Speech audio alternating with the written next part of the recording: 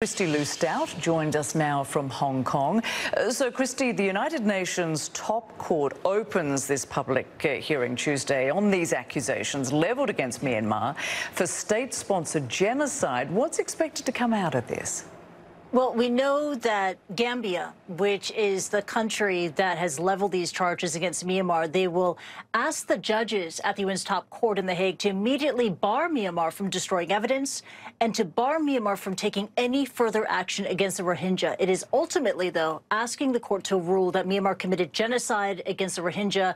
This is a case that will go on and on and on. The Rohingya is a stateless Muslim minority in the Rakhine state of Myanmar. They have faced waves of persecution. Myanmar has ignored and downplayed UN reports alleging that since 2017, its army has raped, murdered, tortured Rohingya Muslims, forcing more than 700,000 to flee to Bangladesh. And many are still there in Bangladesh, in Cox's Bazar, in these temporary refugee camps, not willing to return out of fear of what could happen to them.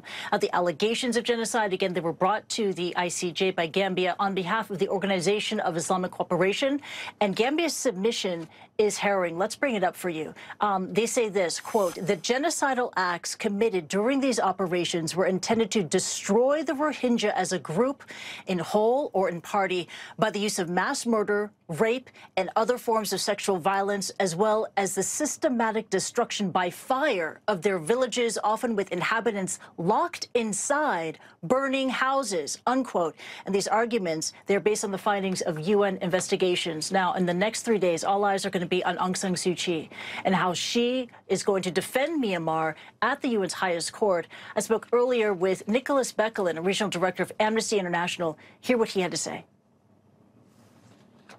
Aung San Suu Kyi has consistently denied, downplayed the crimes that were committed in Rakhine. And she has very unusually, for a head of state or equivalent of a head of state, decided to represent its country at the proceedings at the International Courts of Justice. She says that she is representing or defending Myanmar's national interests. The reality, unfortunately, is that she seems to be intent on defending an own interests ahead of the 2020 elections. The 3-day hearing begins today. We will first hear from Gambia before hearing from Myanmar and its de facto leader, Aung San Suu Kyi, tomorrow. Rosemary.